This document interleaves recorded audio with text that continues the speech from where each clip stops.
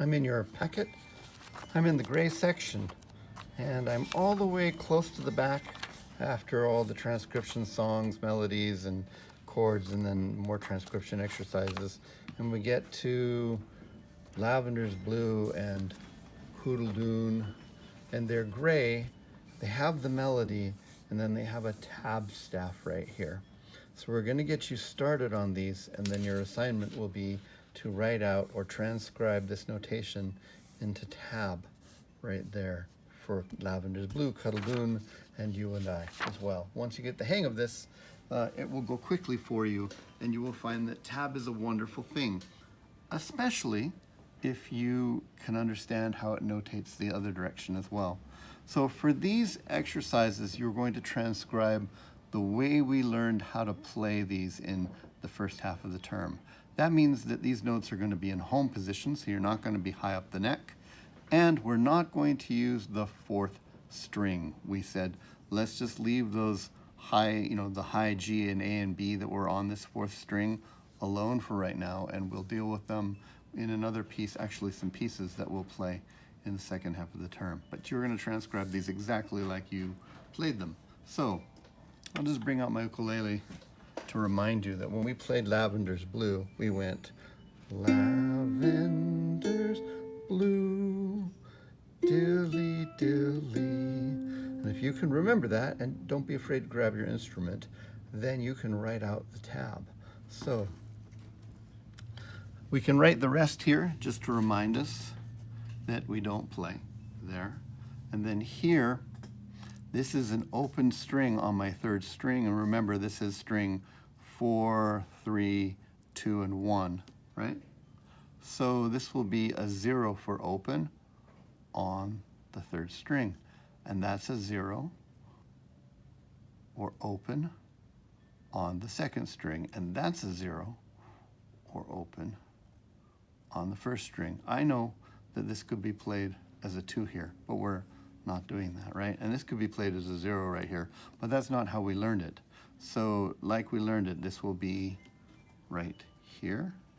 So we'll put a 3 on the second, like that right there.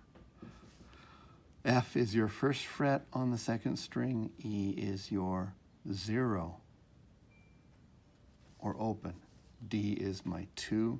Notice that these are strings, not lines and spaces, so we never write in the spaces between. And then C is open right there. You don't have to write rhythm, but you do put the numbers where you play them underneath the note directly where they were. You don't have to rewrite out the chords. You don't have to rewrite out the lyrics. Again, no fourth string for now, okay? We'll come back to the fourth string and its advantages, and there are a lot of them later. So you can do this. When you get down to the bottom here, there is no place to play that on the instrument unless you have a low fourth string. So we're going to do this note right there instead, okay? This is your homework for the weekend, and I will put up an answer key at some point. I'm traveling during this time, but I'll make sure I put them up, and you will report that you've done these. You'll check against this work, and then you'll do an assessment of how you're doing in transcribing tab. All right. Now let's get on and do a little bit of Cuddledoon as well. So if you remember on Cuddledoon, you played. Let's see. It says low battery. I think we're just going to close that anyways and keep going. You started off with a D, which is 2 right there, and then open, and so on like that.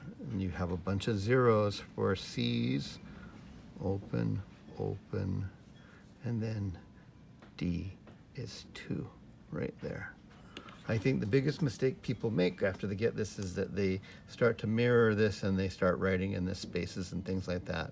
These are strings, right?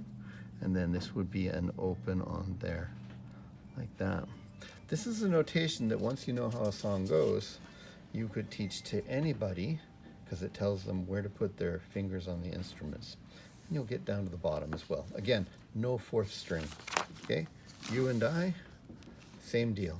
We're going to start here, and we're going to say this is a G, so that's on my 3rd fret on my 2nd string, then it's open, U and 2 on the 3rd string, and like that.